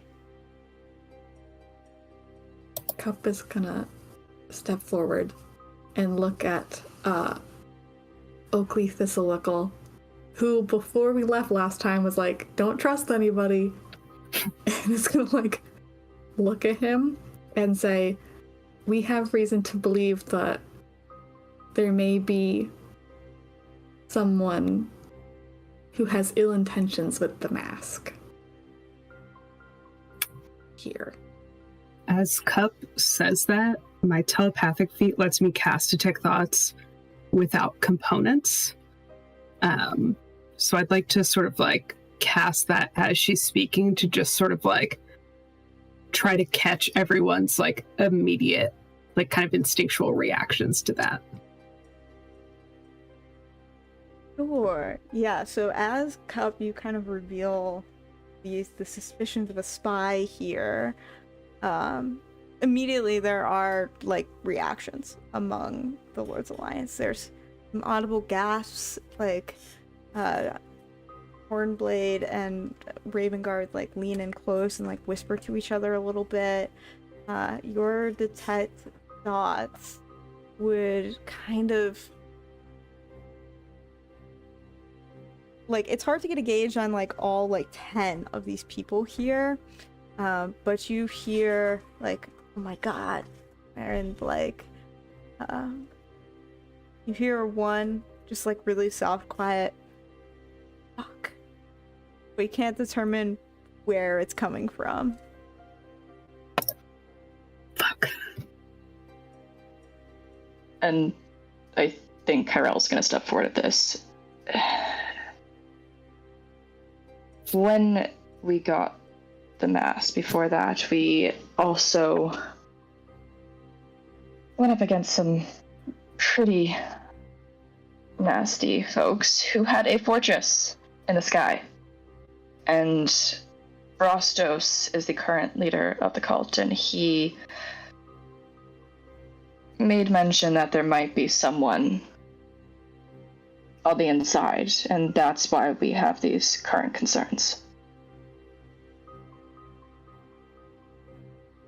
The first to speak is Marshal Ravengard. She kind of leans forward, this white cloak around her, like dipping forward. She goes, I am most interested in this information. I myself would volunteer to root out this spy and this corruption within the Lord's Alliance. I believe you have faced many evils and have come back with evidence like we requested. Lady Silverhand, I see no reason why not trust these, especially if we cannot trust the members of the Alliance itself.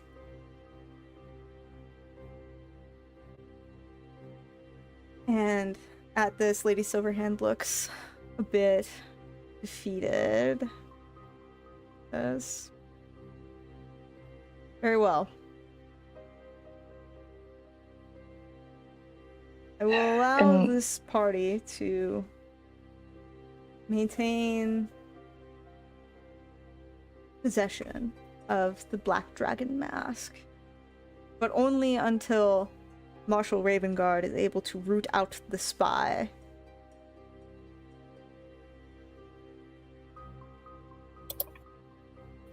Can I push deep? Can I target Ravengard and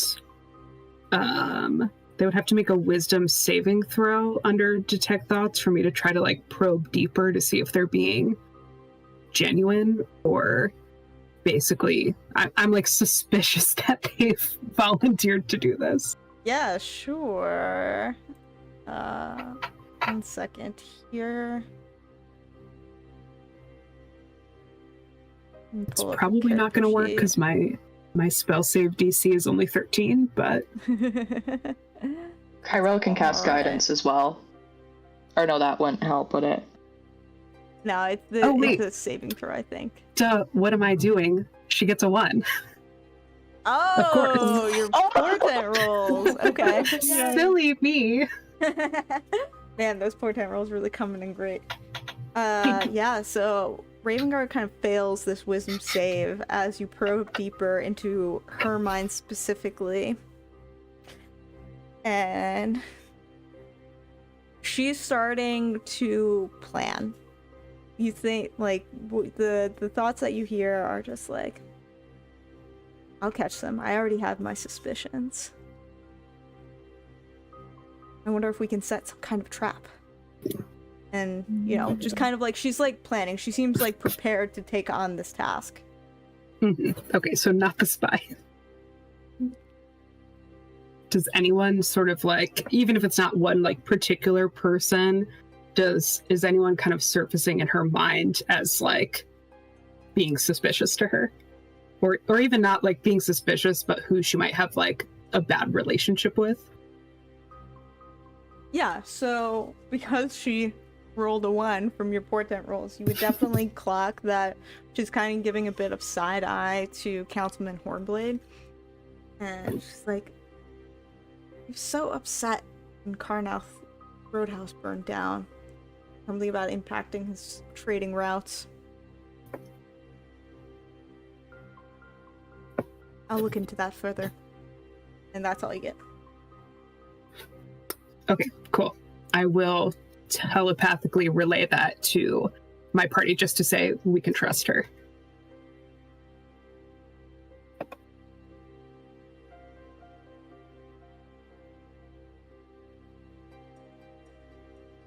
Yeah, and I think at this, King Braun Anvil, the kind of leader of the Dwarven Strongholds, addresses Lady Silverhand. He goes,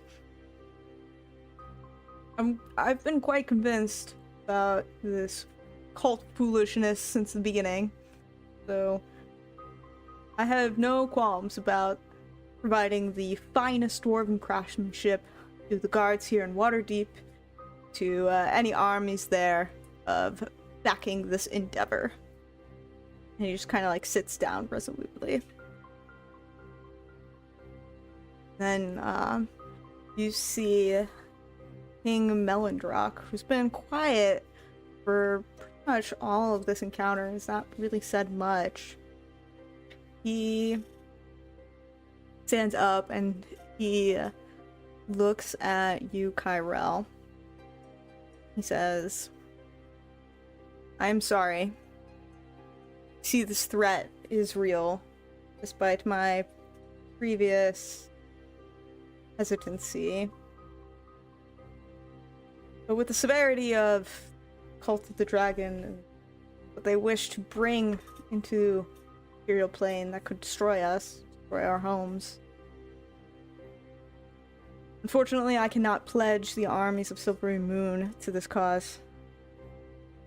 We will return to Silvery Moon, Tyrell, Aligarthus, Truth, and I, and leave Waterdeep to whatever fate may befall it." And he kind of sits back down, and Prince Aligarthus is just like aghast, and he's like, "Can't be serious."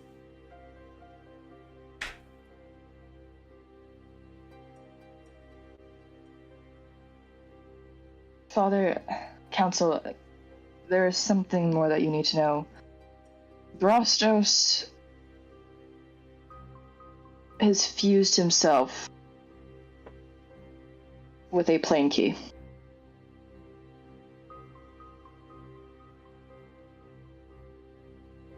And it's kind of at this, King Melodrock, like, what he was sending you was like an olive branch back to Silvery Moon, and now his eyes turn to anger. So,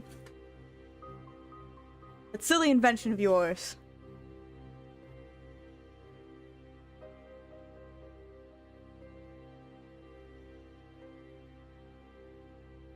And Kyrell just, at this point, just looks back at his father and says, You were the one who wanted it in the first place.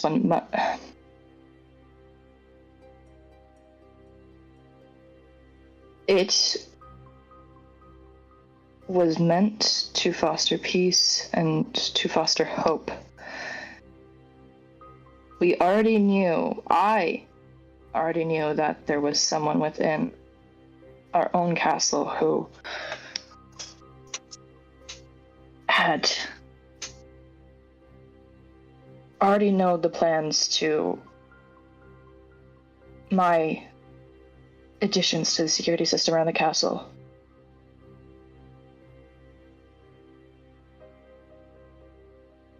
And I can't...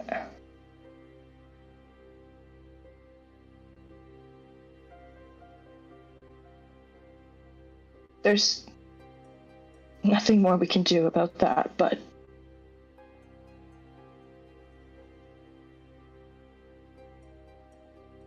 It was an Kind of. invention made with good intentions, and someone knew about it when we kept it secret.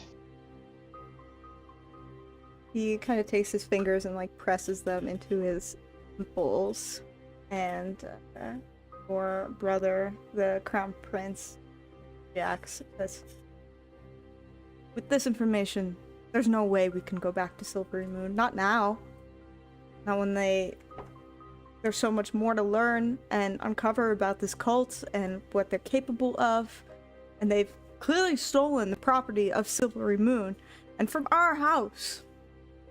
And you see, like, your father's anger is kind of like in the Crown Prince as well, but in a more wanting justice type of way.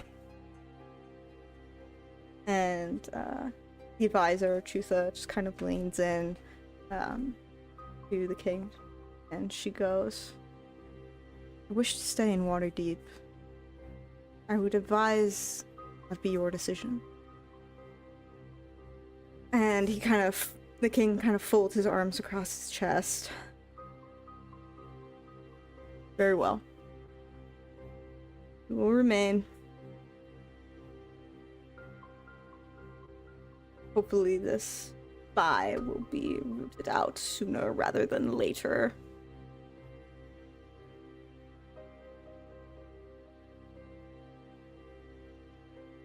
And at that, Spy Master Eastaval and basically the group in the back, Eastaval, Anthar, and Oakley, all kind of chime in a bit.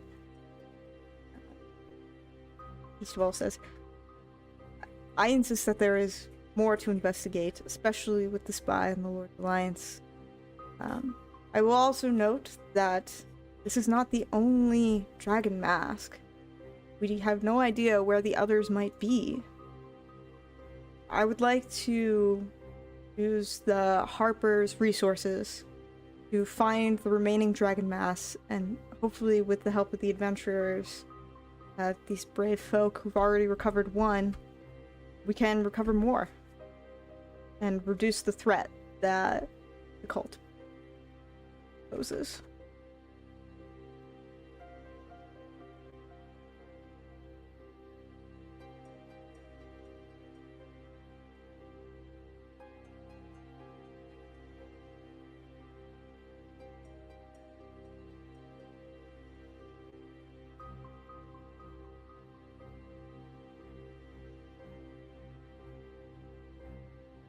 Lady Silverhand just goes, "Very well.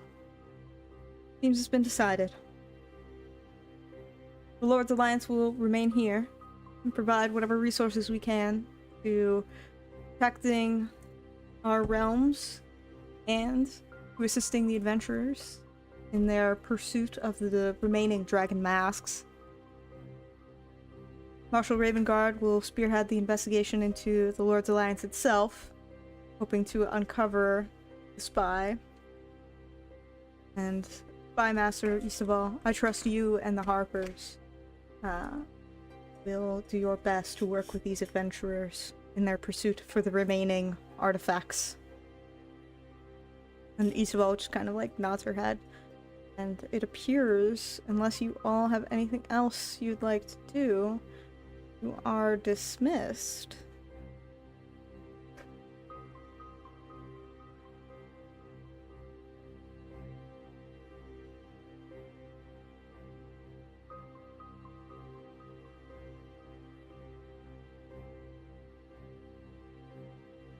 Sylvia will turn around and smugly walk out with her mask.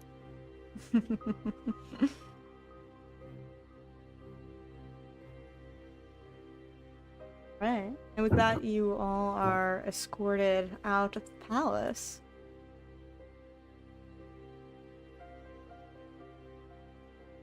You return to the bustling streets of Waterdeep.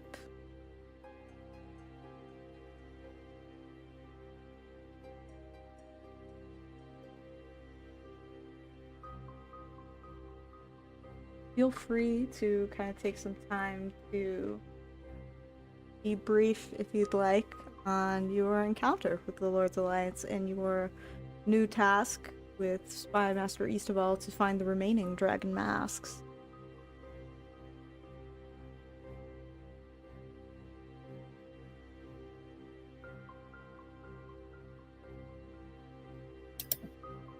I guess, do we want to tell them that we, unless we get double-crossed, have a way of getting to the blue one?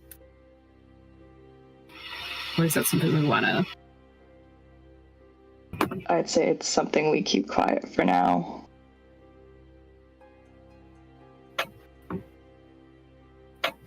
To kind of refresh the memory of that, you all did meet a kind of creepy wizard who is a double agent on the Cult of the Dragon named Asbara and his four-armed troll companion.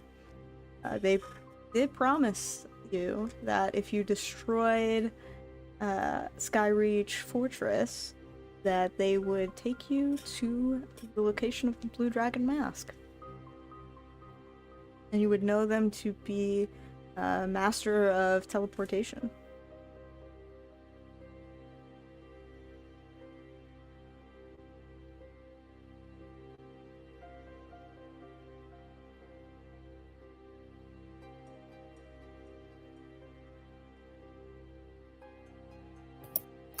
Are we aware of what the other colors of the mask are? Like, am I remembering correctly that we know that there's a white one? Yeah, so you would generally deduce that there is one mask for each head of Tiamat. So that would be the 5 chromatic dragons, so black, white, red, blue, and green. So the only one I think we haven't heard of at this point is green. And yeah, green. We picked, yeah.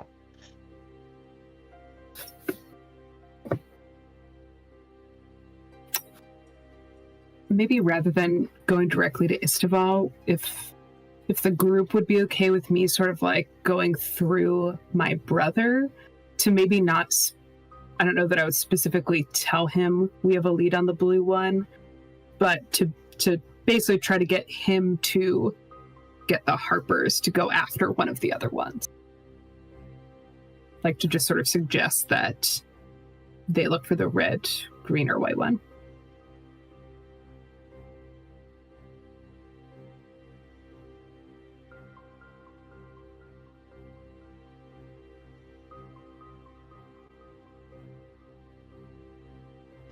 I think that makes the most sense in terms of like conquering this well, but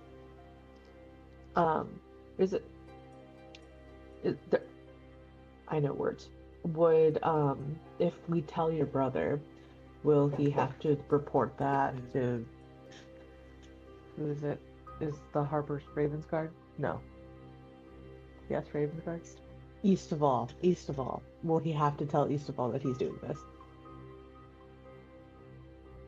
I guess my thought was more like we can like basically not put all of our cards down at the table, but still sort of be like, we'll go do our stuff, you go do your stuff.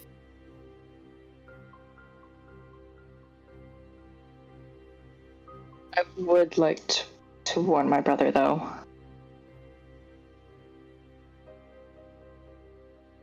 Or at least get a chance to talk before we leave.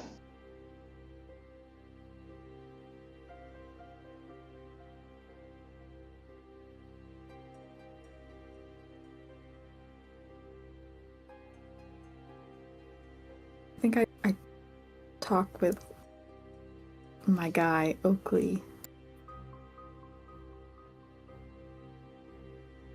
Probe his mind.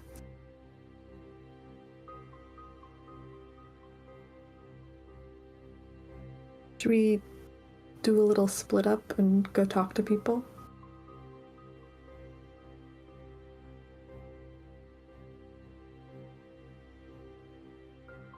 Works for me. Sylvia doesn't have anybody that she really wants to talk to, so she'll probably just head back to the inn and drink.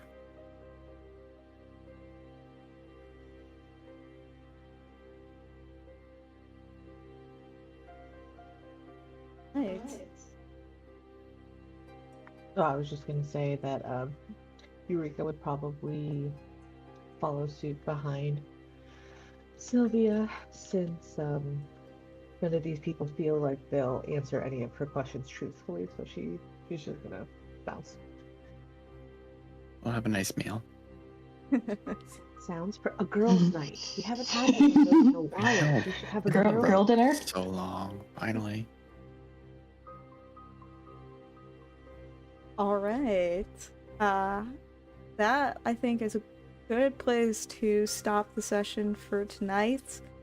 I think that we will pick back up pretty much right where you guys left off, with party splitting and you all trying to talk to your allies. So before our next session, I kind of want you to think about what questions you would like to ask them, and what information you try to glean before you set off on the next leg of your adventure.